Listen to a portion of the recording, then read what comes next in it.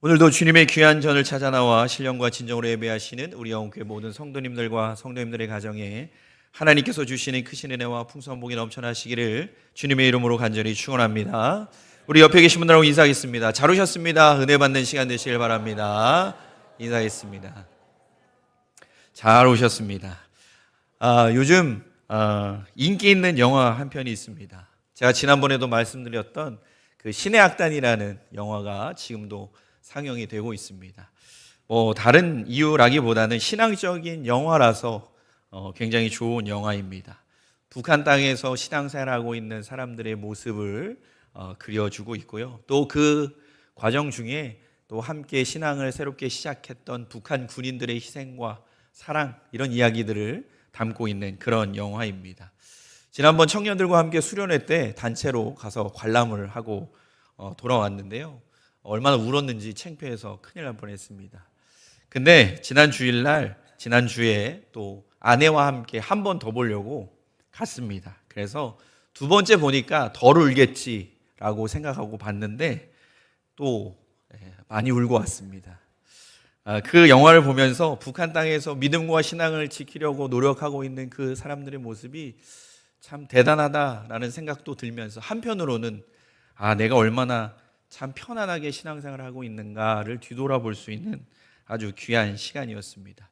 실제로 북한 땅에 있는 많은 지하교회 성도들을 자유의 땅으로 인도하기 위해서 끊임없이 그 땅을 벗어나도록 돕는 이들이 있다라는 이야기를 제가 들은 적이 있습니다. 그 중에서도 유명한 이야기 중에 북한 땅에서 끊임없이 많은 성도님들을 중국을 통해서 한국으로 보내기 위해서 노력하는 한 성도님이 있다라는 이야기를 들었습니다. 그분은 중국 선교사님하고 끊임없이 연락을 취하면서 때가 되면 약속된 백두산 근처에 아주 한적한 곳에서 만나서 이제 중국을 통해서 자유의 땅으로 보내기 위해서 사람들을 이렇게 보내주는 그런 역할을 감당하는 한 이름 없는 성도님이었습니다. 그래서 끊임없이 1년에 한 번씩 혹은 1년에 두 번씩 그 일을 꾸준하게 감당하시다가 이제는 연세가 많이 드셔서 이제 그 일을 감당하기 힘들어 보이는 때가 되었다라고 그 중국 선교사님이 말씀하셨습니다. 그래서 한 번은 함께 모여서 또 그 땅을 이제 탈북하는 그런 성도들을 인계받으면서 그 어르신에게, 그 성도님에게 이야기하기를 이제는 연세가 많으셔서 이제는 함께 이 탈북하는 인원들과 함께 중국 땅으로 함께 가시는 게 어떻겠습니까? 라고 마지막으로 물었다고 합니다. 그랬더니 그분께서는 눈가에 촉촉하게 눈물이 맺히시면서 하신 말씀이 하나님께서 나를 이 땅에 보내셨으니 하나님께서 그만하라고 하실 때까지 저는 이 땅에 남겠습니다. 라는 이야기를 하며 조용히 뒤돌아서서 눈이 한없이 내리는 그 백두산 길을 내려가는 모습을 보았다고 합니다. 그리고 그 선교사님께서 말씀하시기를 그 성도님의 마지막 모습이었다라고 그 이후로는 그 성도님의 얼굴을 보지 못했다라는 이야기를 하셨습니다. 그 어렵고 힘든 그 고난의 땅을 다시금 찾아간다라는 것이 정말 쉽지 않았을 겁니다. 신앙과 믿음의 자유가 없고 찬양도 마음껏 소리 높여 부를 수 없는 그 땅을 향해 다시금 간다라는 것, 그리고 더 자유를 찾아갈 수 있는 기회가 도래했음에도 불구하고 그것을 포기하고 다시 그 땅으로 돌아간다는 건 정말 힘들고 어려웠을 것입니다. 그럼에도 그 성도님이 다시 그 북한 땅으로 돌아갈 수 있었던 이유는 단 하나였습니다. 하나님께서 그 땅을 위하여 나를 부르셨다라는 그 소명감이었습니다. 우리가 신앙생활하면서 이 신앙생활이 참 쉽지 않습니다. 어렵고 힘든 순간이 끊임없이 우리에게 다가옵니다. 그때마다 우리가 이 시간을 버텨낼 수 있는 힘은 우리도 마찬가지로 하나님께서 나를 부르셨다라는 이 소명의식이 우리 가운데 있기 때문입니다. 매일매일의 삶이 우리로 하여금 지치고 쓰러지게 하고 넘어지게 할 수는 있을지 모르겠지만 우리가 다시금 일어나서 이 길을 걸어갈 수 있는 이유, 믿음과 신앙을 지키며 살아갈 수 있는 이유는 우리에게는 하나님께서 부르셨다라는 그 소명의식이 있기 때문인 줄로 믿습니다. 우리 성도님들에게도 이러한 소명의식이 있기에 오늘 우리가 이렇게 함께 모여 예배하는 것이고 끊임없이 이 믿음과 신앙의 길을 걸어가고 있는 것입니다. 우리 성도님들에게도 이 소명의식이 너무나 중요할 텐데 목회자들에게는 이 소명의식이 너무나 중요합니다. 왜냐하면 목회자로서의 길이 어렵고 힘들기 때문에도 더욱이나 이 소명의식이 없다면 언제라도 이 길을 포기할 수밖에 없기 때문입니다. 소명의식은 신앙과 믿음 안에서 곧 목표며 또한 목적이 됩니다. 그래서 가장 중요한 부분이다라고 말씀드릴 수 있을 것 같습니다. 이러한 소명의 의식만큼이나 더 소중하고 중요한 것은 우리에게 주어진 이 소명의식을 잘 감당할 수 있는 능력이 있어야 한다라는 겁니다. 이러한 소명을 잘 감당하기 위해서는 무엇보다 내가 가지고 있는 능력이 아니라 하나님이 주신 능력으로 이 모든 것을 감당할 수 있는 성도의 삶이 되어야 하는 것입니다.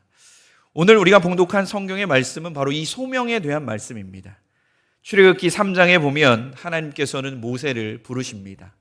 살인자로 도망자로 미디안 광야에서 숨어 지내던 이 모세에게 하나님께서 찾아오셨습니다. 그리고 하나님께서 소명을 주시는데 그 소명은 바로 애굽 땅에 있는 이스라엘 백성들을 구출해 내는 것이었습니다. 모세는 하나님께서 귀한 소명을 허락해 주셨으니 제가 그것을 감당하겠습니다 라고 말해야 하지만 오늘 우리가 봉독한 성경에도 나타나는 것처럼 모세는 이런저런 핑계를 대며 하나님 보낼 만한 자를 보내소서, 저는 보낼 만한 자가 아닌 것 같습니다 라고 끊임없이 핑계대고 거절하는 모습을 보여주게 됩니다. 하나님께서는 이렇게 거절에 거절을 더하는 모세를 향하여서 진노하셨고 하나님께서 말씀하시기를 내가 너와 함께 할 것이고 내가 너를 통해서 큰 일을 할 것이니 걱정하지 말고 그 일을 온전히 감당해라 라고 말씀하십니다. 이 모습 속에서 우리는 하나님께서 귀한 소명과 사명을 허락한 사람들의 모습을 보게 됩니다. 하나님께서는 모세에게만 사명을 허락하셨고 소명을 주신 것이 아닙니다. 오늘 살아가고 있는 우리에게도 분명한 사명과 소명을 허락해 주셨습니다. 중요한 것은 이 소명과 사명을 우리에게 허락해 주셨다라는 것은 알겠는데 우리가 그것을 어떻게 감당하며 살아갈 것인가 달려있다라고 생각합니다. 오늘 우리는 우리에게 주어진 말씀을 통해서 올 한 해 하나님께서 우리에게 맡겨주신 그 소명, 그 사명을 어떻게 잘 감당할 수 있을지를 함께 나누고 깨닫고 실천하고 나아갈 수 있는 우리 모두가 되기를 간절히 소망합니다. 그렇다면 오늘 말씀을 통해서 하나님께서 우리에게 주시는 깨달음과 은혜는 무엇이냐? 첫째로 하나님의 사명이 주어져도 엄청난 능력이 나타나지 않는다라는 것입니다. 오늘 우리가 봉독한 성경 말씀 10절에 보면 모세가 여호와께 이르되 오 주여 나는 본래 말을 잘하지 못하는 자니이다. 주께서 주의 종에게 명령하신 후에도 역시 그러하니라고 말씀하고 있습니다. 이 말씀은 하나님께서 모세에게 출애굽을 위한 그 일을 감당하라고 말씀하셨을 때 모세가 핑계대며 하나님께 이야기했던 말입니다. 모세는 실제로 말을 잘 못하는 사람이라고 그렇게 많은 유대 전승에 기록되어져 있습니다. 구체적으로 보면 모세는 순음 발음을 잘 못하는 사람이었다라고 이야기합니다. 순음이라는 건 입술로 발음하는 것을 말합니다. 우리나라로 말하면 미음이나 비읍, 쌍미읍 그리고 피읍 이런 발음들을 잘 못했다라고 그렇게 전해지고 있습니다. 또 어떤 성경학자들은 모세가 발음이 잘 안 된 것이 아니라 말을 조리 있게 잘 하지 못하는 사람이었다라고 이야기하는 성경학자들도 있습니다. 여러 가지 의견이 분분하긴 하지만 결론적으로 이야기하자면 결국 모세는 말을 잘 못하는 사람이었습니다. 그것이 발음이든 그것이 설득력이든 모세는 말을 잘 못하는 사람이었던 것입니다. 자신이 말 못한다라는 것을 끊임없이 하나님께 이야기했고 하나님께서도 알고 계셨다라고 말씀합니다.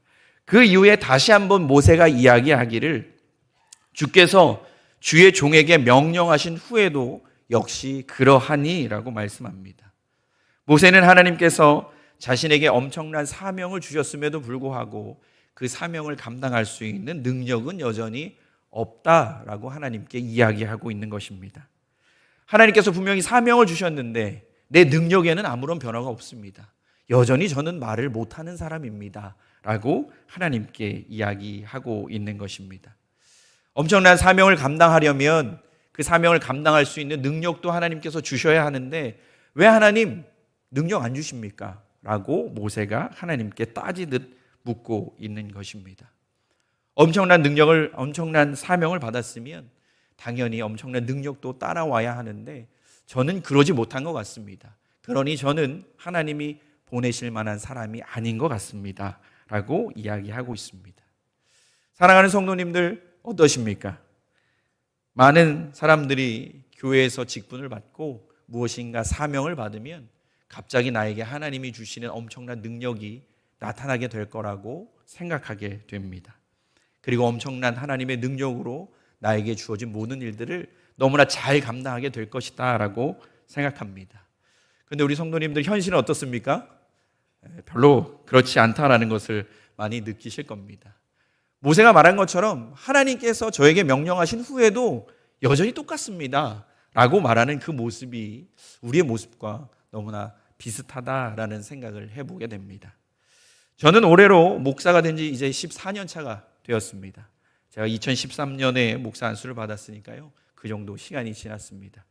목사 안수는 중부연회에서 받게 됐습니다. 그러면서 목사 안수를 받을 때 저 말고도 86명의 전사님들이 같이 목사 안수를 받았습니다.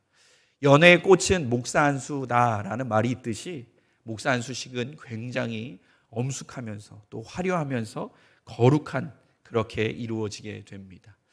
저는 개인적으로 이 목사 안수식을 맞이하면서 사실 많은 기대를 했습니다. 하나님께서 어떤 능력을 부어주실까? 하나님의 능력으로, 하나님의 종으로 세워주셨으니 이 부족한 종에게도 하나님의 능력을 일할 수 있는 아주 막대한 능력을 부어주시지 않을까라는 기대를 하며 사실 그 안수식에 참여했습니다. 긴장도 많이 했고 그 순간이 되면 어떤 일이 벌어질까 설레이기도 했습니다. 그런데 막상 목사 안수를 받을 때 8명의 목사님들께서 감독님들과 함께 안수해 주셨는데 아무 기억도 없고 그저 안수하는 그 손의 무게가 너무 버거웠다라는 생각밖에 남지 않습니다. 너무 힘들게 이 목에 힘을 주고 버티다 보니까 정신 차려 보니까 안수가 끝났습니다. 그리고 나서 저는 생각하기를 하늘에서 비둘기 같은 성령이 임하셔서 내 마음을 감동시켜서 하나님의 능력으로 세워주시는 것 아닐까라고 생각했지만 여전히 아무것도 변화된 건 없었습니다. 목사는 되었지만 변한 게 아무것도 없었습니다. 여전히 제가 살아가는 환경과 상황은 그대로였고 저의 능력도 그대로였습니다. 그저 바뀐 건 안수진 전도사님이라고 불렀던 사람들이 이제 안수진 목사님이라고 불러주는 것, 그거 하나만, 호칭만 바뀌었습니다. 목사가 되면 엄청난 능력을 소유하게 되고 설교하면 모든 성도님들이 은혜 받고 교회가 성장하고 부흥할 것이라는 생각을 했습니다. 그런데 변하는 것은 아무것도 없었습니다. 여전히 그대로였습니다. 그러면서 저도 모르게 하나님께 기도하기를 조금의 불평을 섞기 시작했습니다. 하나님의 일을 맡기셨으면 그래도 조금은 능력을 주셔야 하는 거 아닙니까? 아니면 뭐 대단한 거 하나는 주셔야죠 라고 기도하는 저의 모습을 보게 됐습니다. 그런데 하나님은 아무런 대답도 하지 않으셨습니다. 그렇게 불평의 기도를 이어가던 저에게 어느 날 갑자기 마음속에 하나님이 그런 마음을 주셨습니다. 너는 원래 부족한 존재야. 너는 처음부터 끝까지 부족한 존재일 거야 라고 그렇게 저에게 말씀하셨습니다. 그러면서 덧붙이시기를 네가 부족하니까 하나님만 의지하면 돼. 그렇게 말씀하셨습니다. 이것이 하나님의 일을 시작하는 첫 번째 단추라고 저에게 말씀하셨습니다. 하나님께서 부족한 종을 선택하셨고 저를 사용하심에 감사하면서 저의 능력이 아니라 하나님께 의지하면서 기도하면서 나아가라고 그렇게 말씀해 주신 것입니다. 2026년 우리 영혼교회 성도님들은 어떤 직분이나 어떠한 사명을 하나님께서 맡겨주셨습니까? 어떤 분들은 집사님의 직분으로, 어떤 분들은 권사님의 직분으로, 또 어떤 분들은 장로님의 직분으로, 누구에게는 찬양대로, 또 누구에게는 교사로, 정말 각자의 많은 분야에서 하나님께서 하나님의 일을 감당할 수 있도록 부르셨을 것입니다. 그런데 이 일이 나에게 맡겨진 후에도 사실은 나에게 갑자기 엄청난 하나님의 능력이 나타나는 것은 아닙니다. 하나님의 사명은 나의 엄청난 능력으로 채워지는 것이 아니라 하나님만을 의지하는 그 기도로 채워지는 것인 줄로 믿습니다. 하나님께서는 엄청난 능력을 주심으로 나에게 주어진 사명을 잘 감당하도록 만드시는 분이 아니라 나 스스로 나의 부족함을 깨닫고 하나님만을 의지함으로 기도할 수밖에 없는 우리로 만들어 가시는 분이십니다. 우리에게 하나님의 사명이 주어졌다면 우리는 하나님께 능력을 달라고 떼를 쓸 것이 아니라 부족한 내가 하나님의 종임을 고백하며 하나님께 기도하며 하나님께 도와달라고 매달릴 수 있는 우리가 되어야 하는 것입니다. 권사님이라면 권사님의 직분에 맞는 기도 생활이 있어야 하고, 집사님이라면 집사님의 직분에 맞는 기도 생활을 해야 합니다. 그 기도가 곧 하나님 앞에 우리의 겸손을 아뢰는 것이며 하나님의 능력으로 우리에게 맡겨진 사명을 감당할 수 있도록 인도하는 길인 줄로 믿습니다. 나에게 주어진 어떠한 사명이 있다면 그 사명에는 분명 합당한 기도 생활이 따라가야 하는 것입니다. 하나님의 사명이 주어진다고 해서 우리에게 갑자기 도깨비 방망이처럼 뿅 하고 하나님의 엄청난 능력이 나타나지 않습니다. 그래서 우리는 기도해야 되고, 그래서 우리는 더욱 하나님을 의지하며 매달릴 수 있는 성도가 되어야 합니다. 올 한 해 하나님이 나에게 주신 사명이 있다면, 소명이 있다면 그 모든 것을 감당하기 위해서 더욱 열심히 기도의 자리를 찾고 기도할 수 있는 귀한 성도님들의 삶이 되시기를 간절히 부탁을 드립니다. 둘째로 오늘 말씀은 우리에게 하나님은 우리에게 조력자를 보내신다라고 말씀합니다. 오늘 말씀 16절에 보면 그가 너를 대신하여 백성에게 말할 것이니 그는 내 입을 대신할 것이요 라고 말씀합니다. 끊임없이 자신은 말을 못하는 사람이라고 핑계대고 도망하기를 소망하고 있는 이 모세에게 하나님께서 하나님의 방법을 알려주십니다. 레위 사람 너의 형 아론이 있지 아니하냐? 그에게 말을 전할 수 있도록, 그에게 역할을 감당할 수 있도록 해라. 내가 직접 말할 수 없다면 너의 형 아론을 통해서 백성들에게 하나님의 말을 전달할 수 있도록 해라 라고 말씀하고 있습니다. 이것은 하나님의 방법입니다. 나에게는 하나님의 일을 감당할 수 있도록 엄청난 능력을 주시지는 않을지 모르겠지만 주변에 나를 도울 수 있는 하나님께서 보내주시고 준비해 주신 조력자들을 하나님께서 붙여주신다라고 말씀해 주십니다. 아론은 모세의 말을 대신하여서 이스라엘 백성들에게 하나님의 말씀을 전하는 대변인의 역할을 감당했고, 모세는 아론에게 하나님과 같은 사람으로서 아론이 평생에 의지하고 살아갈 수 있는 사람으로 나아가게 된 것입니다. 실제로 우리가 성경을 보면 출애굽기서에서도 아론은 모세가 40일 동안 시내산에 올라가 있을 때에 백성들로 하여금 홀로 남아져서 두려워함으로 백성들의 말을 듣고 결국에는 우상, 황금소를 만드는 일에 동참하게 되는 모습을 보게 됩니다. 그러니까 아론은 모세가 없으면 무엇을 어떻게 해야 할지 몰라서 당황해하고 또한 올바른 방향을 잡지 못하는 사람이었다라는 것입니다. 반대로 모세에게 있어서 아론이 없으면 하나님의 말씀을 잘 전달하기에 어려운 사람이었다라는 것입니다. 아론에게는 모세가 반드시 필요했고, 반대로 모세의 사역 가운데 아론은 매우 중요한 역할을 감당하는 사람이 되었습니다. 서로에게 필요한 사람이었고 서로에게 힘이 되어주는 사람이 되었다라고 성경은 말씀합니다. 우리에게 하나님께서는 사명을 허락하실 때에 분명 우리를 도울 수 있는 아주 소중하고 좋은 사람들을 붙여주시는 분이십니다. 좋은 리더는 자신이 모든 일들을 다 감당하는 사람이 아니라 각자의 능력에 맞게 사람들을 배치하고 일을 분배할 줄 아는 사람입니다. 모세가 바로 그런 사람이었습니다. 모세에게는 말을 잘하는 아론이 있었고 군대를 잘 지휘할 수 있는 여호수아가 있었습니다. 또한 모든 행정적인 부분을 책임지는 천부장들, 백부장들이 함께 있었던 것입니다. 하나님은 이처럼 우리가 하나님의 일을 감당할 때 좋은 사람들을 붙여주셔서 언제나 그 일을 아름답게 감당할 수 있도록 인도하시는 분이심을 잊지 않고 기억하는 성도님들이 되시길 바랍니다. 제가 군 생활할 때 이야기를 좀 함께 나누겠습니다.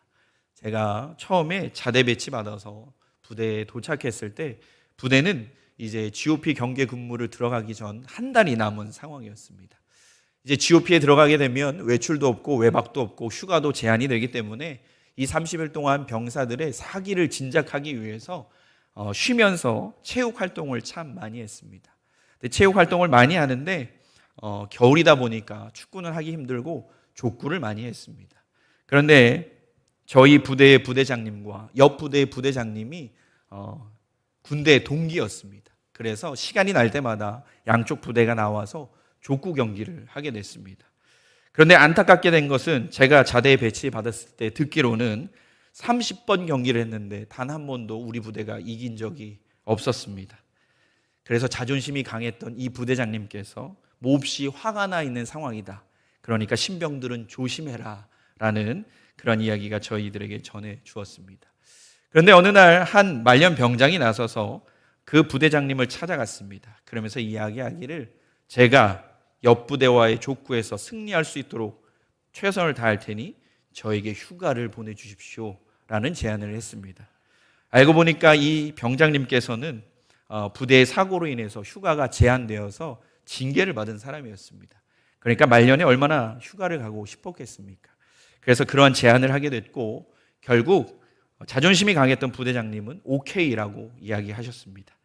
그래서 이 병장은 하루 종일 돌아다니면서 온 부대를 돌아다니면서 족구와 관련된 사람들을 끌어모으기 시작했습니다. 그런데 이 병장은 족구를 할 줄도 모르고 규칙도 모르는 그러한 사람이었습니다. 그런데 무조건 휴가를 가기 위해서 주변에 많은 사람들을 끌어모았습니다. 일주일이 지나고 부대장님 앞에서 이제 이 족구팀에 대한 브리핑을 시작했습니다. 점수판을 넘기는 사람은 대학 다닐 때 수학과를 전공한 사람이었습니다. 족구장 라인은 유명한 대학교 미술과를 전공한 사람이 족구 라인을 그었습니다. 실용음악과 보컬 전공자가 점수가 날 때마다 점수를 소리 크게 외쳐 불렀습니다. 200m 단거리 선수가 볼보이를 했고 족구대 경기의 선수는 태권도 학과 선수, 그리고 체대 세파타크로 동아리 선수, 그리고 생활체육 전공하는 그러한 사람으로 꾸렸습니다. 그리고 4명이었으니까 마지막 선수는 그 유명한 협성대학교 신학과인 저였습니다. 족구 경기가 어떻게 됐겠습니까? 졌으면 얘기도 안 합니다. 30번 지고 처음으로 이겼습니다. 저희 부대가 이겼고 기분이 좋았던 이 부대장님께서는 그 운동이라고는 족구는 아무것도 할 줄 몰랐던 그 병장에게 휴가를 9박 10일을 하사하셨습니다. 대단한 일이었습니다. 완벽한 경기를 펼쳤고 그 경기의 가장 수훈 선수는 저였다라는 그런 이야기를 함께 전달합니다. 아무것도 운동을 할 줄 몰랐던 그 병장은 결국 기쁜 마음으로 휴가증을 들면서 저희를 쳐다보면서 부럽지 하는 모습으로 휴가를 나갔습니다. 자신의 능력은 아무것도 없지만 주변에 자신을 도와줄 수 있는 사람들을 다 부르고 모았더니 엄청난 능력을 발휘하게 되는 모습을 보게 됐습니다. 하나님도 언제나 우리에게 이렇듯 조력자를 보내주십니다. 혹시라도 나에게 주어진 사명이 혹은 그 소명이 너무 감당하기 버거우시다면 주위를 둘러보시길 바랍니다. 하나님은 무섭도록 나를 위해 준비시키시고 도와줄 수 있는 아름다운 사람을 우리에게 보내주십니다. 그와 더불어 협력하고 함께 하나님의 일을 감당하며 나아가는 것, 이것이 바로 신앙생활인 것입니다. 그런데 가장 큰 문제는 우리 모두는 모세가 되기를 바란다라는 겁니다. 우리 주변의 많은 이들이 나를 도와주기만을 바라고 내가 누군가의 조력자가 되어주는 것을 꺼려할 때가 많다라는 겁니다. 때로는 우리가 모세와 같이 우리 주변의 조력자들과 함께 그 일을 감당해야 될 때도 있겠지만 때로는 우리가 누군가에게는 아론이 되어주어야 하고 누군가에게는 여호수아가 되어주어야 할 때도 있습니다. 나로 인해서 누군가 도움을 받고 또 누군가의 도움으로 인해서 내가 큰 힘이 되어줄 때, 그럴 때 우리는 하나님의 아름다운 역사를 만들어갈 수 있게 되는 줄로 믿습니다. 우리 성도님들 올 한 해 하나님이 주신 그 소명, 그 사명 잘 감당하기 위해서 우리 주변에 나와 함께 할 수 있는 모든 이들과 함께 협력하여 아름다운 선을 이루어가는 복되고 아름다운 성도님들의 삶이 되시기를 간절히 부탁을 드립니다. 마지막으로 오늘 성경 말씀은 우리에게 하나님께서는 내가 가진 것으로 일하신다라고 말씀합니다. 오늘 말씀 17절에 보면 너는 이 지팡이를 손에 잡고 이것으로 이적을 행할지니라 라고 말씀합니다. 하나님의 사명을 맡긴 모세에게 하나님께서 마지막으로 당부하시며 또한 마지막으로 해주신 말씀입니다. 그 말씀이 바로 이 지팡이를 손에 잡고 이적을 행하라 라는 말씀이었습니다. 그런데 이 지팡이는 하나님이 주신 지팡이가 아닙니다. 모세가 가지고 있었던 지팡이입니다. 이 지팡이는 모세가 미디안 광야에서 양을 칠 때 사용했던 지팡이입니다. 모세가 직접 골랐고 모세의 손에 익은 그러한 지팡이입니다. 모세가 양을 칠 때에도, 때로는 수풀을 걷어낼 때에도, 들짐승을 쫓거나 또한 여러 가지 상황 속에서 땅을 짚을 때 사용했던 그 지팡이입니다. 언제나 모세의 손에 들려 있었고 모세의 일들을 도왔던 모세의 수족과 같은 지팡이입니다. 하나님께서는 지금 모세가 지금까지 사용했던 이 지팡이를 이용해서 하나님의 일을 하시겠다라고 말씀하십니다. 새롭게 모세를 위하여서 지팡이를 주신 것이 아니라 모세가 여전히 가지고 있고 앞으로도 가지고 가게 될 이 지팡이를 통해서 하나님께서 일하시겠다라고 말씀하십니다. 모세는 이 지팡이를 들고 모든 하나님의 역사를 만들어 갔습니다. 나일강의 그 모든 강물이 피가 되게 만들 때도 이 지팡이를 사용했고 홍해 바다를 가를 때에도 이 지팡이를 모세는 사용했습니다. 하나님은 오늘 말씀하시기를 하나님의 것이 아니라 지금 내가 가진 것을 통해서 하나님께서 일하시겠다라고 말씀하시는 것입니다. 우리에게 주어진 것, 작은 것일지라도 결국 하나님은 그것을 통해 역사하시는 분이심을 우리에게 말씀해 주고 있는 것입니다. 돌아오는 목요일이면 우리 장로님께서 오늘 기도해 주신 것처럼 우리 청년들 18명과 함께 말레이시아로 단기 선교를 떠납니다. 청년들에게 있어서 해외 단기 선교라는 건 참 쉬운 일은 아닙니다. 어떤 분들은 청년들이 해외여행하듯 다녀오면 되는 거 아닌가라고 이야기하시는 분들도 계십니다. 그런데 우리 청년들이 참 무식하게 가면 일만 하다 옵니다. 저는 좀 쉬어가면서 하고 싶은데 젊은 청년들이라 그런지 끊임없이 열심히 일만 하다 돌아오게 됩니다. 개인적으로 부담해야 될 비용도 만만치 않습니다. 청년들이 티켓 비용으로도 수없이 많은 돈을 쓰게 됩니다. 사실 그 돈이면 청년들이 아마 3박 5일 동안 동남아시아 어느 국가에 가서도 정말 신나게 놀다 올 수 있는 그러한 비용입니다. 그럼에도 청년들은 그 비용을 다 스스로 감당하면서 힘들고 어려운 길을 스스로 선택합니다. 그곳에 가서 많은 이들을 섬기고 복음을 전할 수 있는 일에 최선을 다하게 됩니다. 가면은 날도 덥고 힘들지만 육체적 노동도 참 많이 해야 됩니다. 삽질, 곡괭이질 이런 것도 많이 해야 되고요. 교회가 혹시라도 무너지거나 보수가 필요한 곳이 있으면 그것도 보수하게 됩니다. 어린 아이들과도 함께 나누며 복음을 전해 주어야 하고 또 축구도 해야 되고 예배도 드려야 하고 할 일이 정말 많습니다.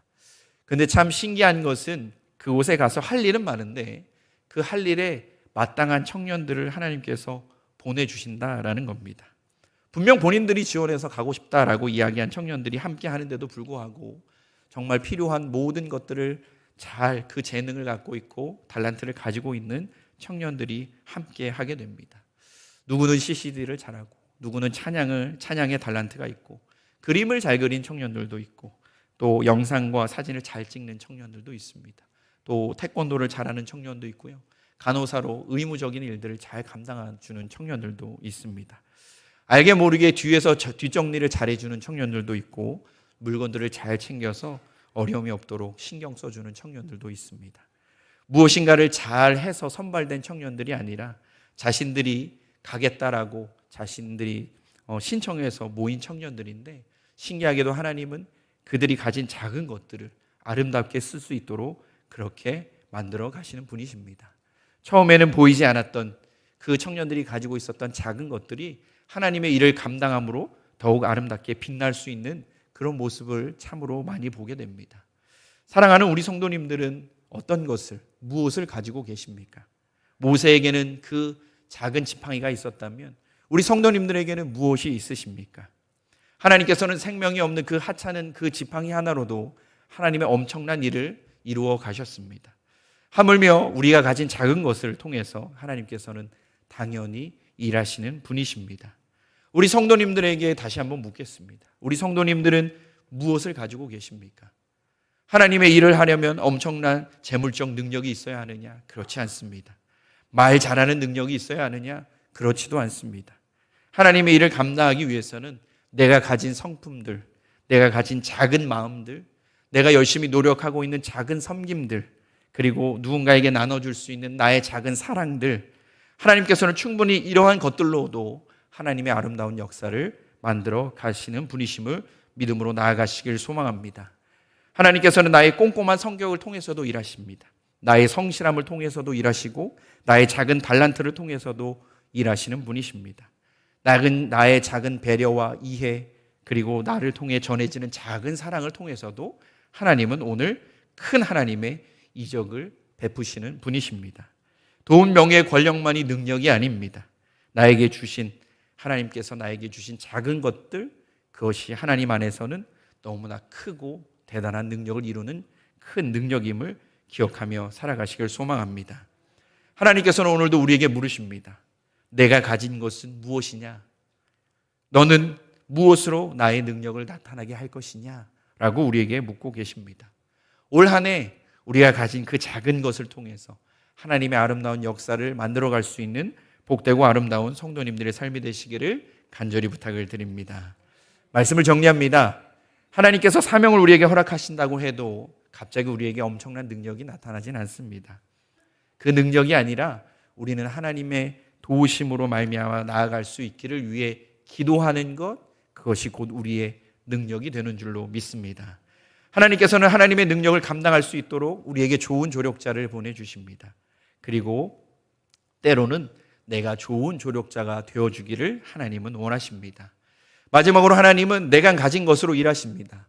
비록 내가 가진 것이 작다고 느껴질지라도, 실제적으로 작은 것일지라도 그것이 하나님께 맡겨지는 순간 하나님은 그것을 통해 엄청난 일을 행하시는 분이십니다. 올 한 해 하나님을 향한 그 헌신의 자리를 회피하거나 도망하는 모세와 같은 모습이 아니라 하나님께서 맡겨주신 그 아름다운 사명을 아름답게 감당함으로 주님의 귀한 역사가 우리 영흥교회 가운데, 우리의 삶 가운데 함께 할 수 있기를 주님의 이름으로 간절히 축원합니다.